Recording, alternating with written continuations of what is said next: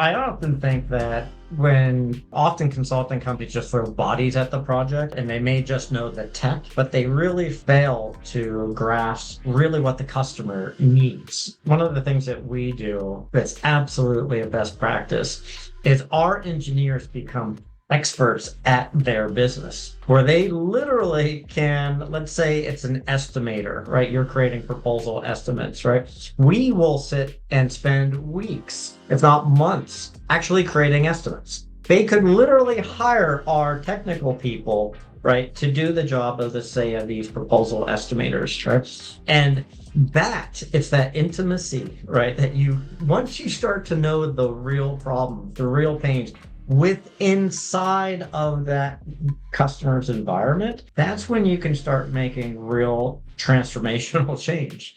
You know the details, right? You know their infrastructure, you know their processes, you know their workflows. Now you can make the technology sing around that, as opposed to what it's traditionally done of the businesses know they have a problem, right? And they'll write up these generic requirements. It will go through this IT filter and they'll say, oh, what's the tech stack? And they start kind of commoditizing it and focusing almost on the tech. Then they go out and say, find vendors that know this tech. Then you just have this disconnect really between knowing the intimate business details that are needed as compared to this, I have knowledge in a specific technology. And that delta, I think that's probably one of the biggest gaps, at least from the project start, right, of how you can get ahead of this. And that's one of the things that we do different. We make sure that they have that time, right, to invest in learning that process.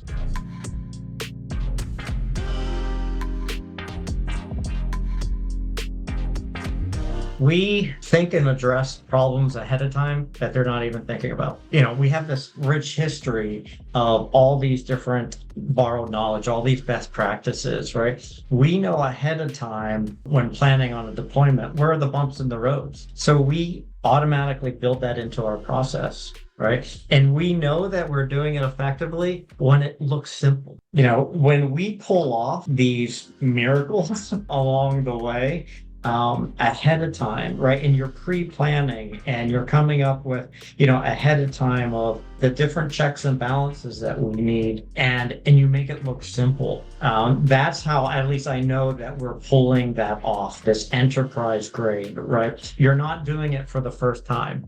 Right? You're not having juniors just going through, right? You're pushing back, you're asking these certain types of questions. You're doing it in a way. So often, right, a lot of organizations, when it gets, from a delivery side, they'll just start peppering their customer with all these questions and adding more workload onto that. When in reality, the consultants should know this. They should know it like the back of their hand, and because they're responsible for it. And so they often push all this burden back onto the end customer, and the end customer is sitting there saying, why did I hire you? Why am I doing all this extra work, on this? So we take away that, we filter that down, we build that into our process, and we deliver. And the other part of this is that I think that transparency. Murphy has a say, Murphy's Law, right? They have a say in this. It will happen. So how you conduct yourself in terms of communication, how you always are planning for contingency plans, risk mitigation, when you're doing that in your daily ops. This is a part of that enterprise grade. You're just worrying about getting through the sprint review, the daily,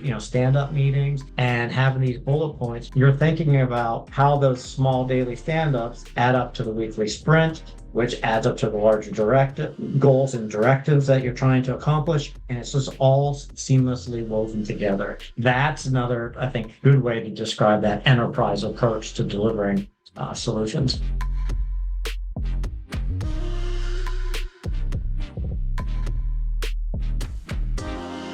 So many organizations can write a great proposal or write a great marketing slick, a great presentation, and they promise the world, oh, we can have that done in a certain time frame or costs, right? and they're not considering everything that goes into it, right? So that over promising is it too much splash. Show me the real proof that you've done this, before, right? On similar types of organizations. I think fundamentally over promising is a big component of that.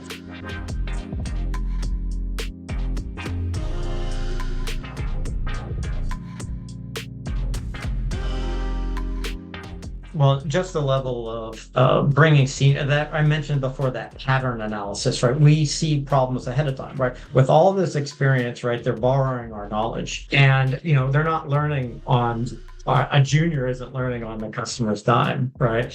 Now, obviously, right, we bring on new people, but we have a really rich interviewing, and pedigree type of systems where it's really detailed right here. It's also how we do it from a consultative approach. We're not just throwing, tech problems, because, you have to be able to take all this technology approach and communication with the customer and be able to transfer it into business acumen. Somebody, especially like if they're like low level technical, engineers, that's going to be difficult often to show business value. That's a mindset, right? To be open and to go into a customer, and completely learn their business. It shows that they're open-minded, right? And they have that ability to learn, right? And adapt, right? And be flexible, to that. That usually comes with these more senior, skilled people. Now, not everybody's cut that way,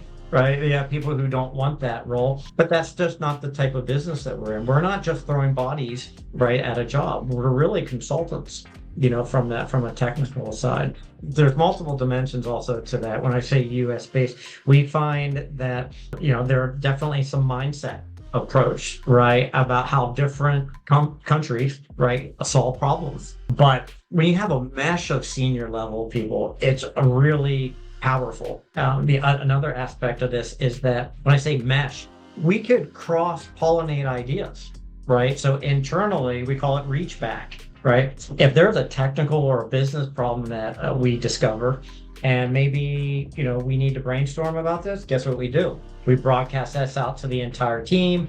Right now, all of a sudden, you have all this great experience, asking questions, and it really enhances it on the other side. That's one of the significant value, right, that we bring to the table with these senior level engineers. And especially, we talk about our ideal customer profile. And why US based. The other part, one, problem solving, two, but certifications, accreditations, right, that are needed with that. Our customers tend to be in highly regulated spaces where there are tight controls on who has access to what types of data. So both on the commercial and government side, right, different classification levels, right, and we support all those. That level, the ability to support and be able to, especially these customers that deal, and when I say highly regulated, finance, healthcare, right? There are rules that dictate, hey, who can see my healthcare records? And then, so do we have the right level of personnel that can have those standards, right? And be able to help our customers. The highly regulatory space that we solve with being US within all these different types of certifications, they kind of go hand in hand.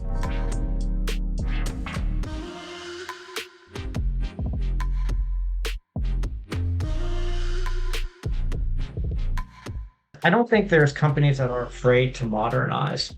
I think, so one of the things that we often do for most of our engagements is this assessment process, right? Go back to the consultative nature that we have of our engagements. And often what happens is that these organizations know they need to modernize, but frankly, they've been given misinformation about how easy it is or difficult it is to accomplish that modernization.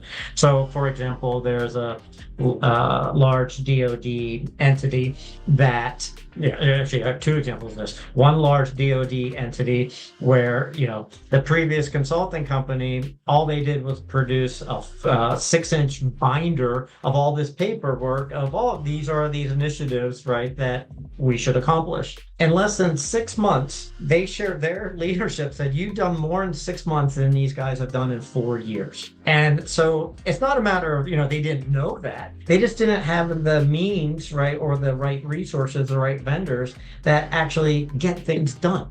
That's what I think we're known for, getting things done. Similarly, this is also another government organization where for years, their internal vendors, right, and vendors and employees, government employees, they just don't have the appropriate knowledge and experience that we talk about, right? So they were telling their directives, we can't do this.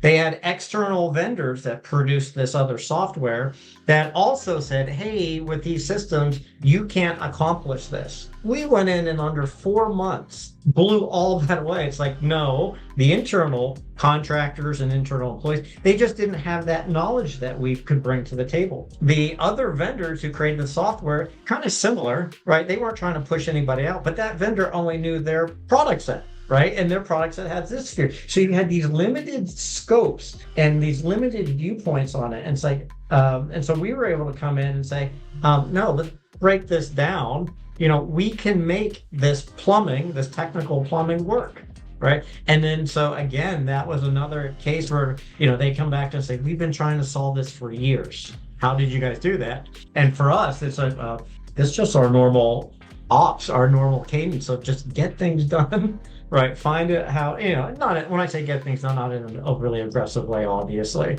but we know the plumbing, right? Think of it like your house, right? We know the electrical system, we know the HVAC system, we know how to put the appropriate pieces together, and we're not going to give up until we try it, right? And we're definitely beaten down. If we give up on it, most likely it can't happen. I thought those or maybe those are two good examples, and again, to emphasize, no organization wants to prevent the change, right? Especially with technology now, there's so much automation, there's so much return, right? From AI, right? And different type of, workflow automation. There's significant real world business impact, right? Changes. It's just, does actually IT leadership or just maybe leadership know that they have these capabilities, other vendors, right, that they can use as a trusted resource, right, to make this thing happen?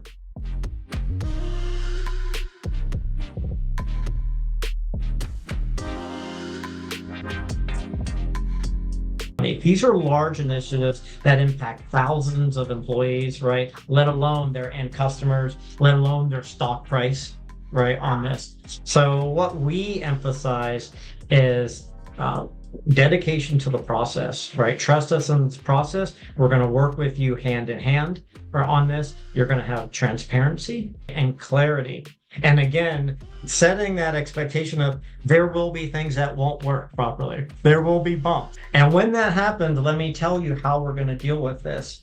And we're going to plan for this, going back to that enterprise approach, we're going to plan for this ahead of time. So we're going to build in, these risk mitigation factors into this process. Even the best of planning will, right? You can build all this in, right? But you have to do, by the way, you have to do this in a way that doesn't make the timeline and costs so high so why would we do that, right? When it lowers your return. We build all this into that process, right? And it's just, then we have that trust and credibility, right? Every day, this is how you work. This is how you interact. You keep building that. You keep learning. Going back to that, we intimately learn where the body's buried, where has other people failed, on this. And then how do we work with the customer to extract, right, all this, and then just share the best practices together. They know what they've done before. They know their business better than we do. So then how do we mind meld and merge these two things together so that we will have a success on this? And again, I go back to it. You know what? Let's plan for these mini releases. Let's plan for these contingencies, right? Let's do this in a staged way so that there won't be this big embarrassing event, right? So there's a process to rolling it out, and I think that's actually a big component of it. You can't do this one and done or a big bang, launch. It's actually incrementally, right? So if you can do things in this stair step incremental manner, that dramatically helps leadership to say, I won't be embarrassed, right? And we're going to take this path because we're doing all these risk mitigation techniques.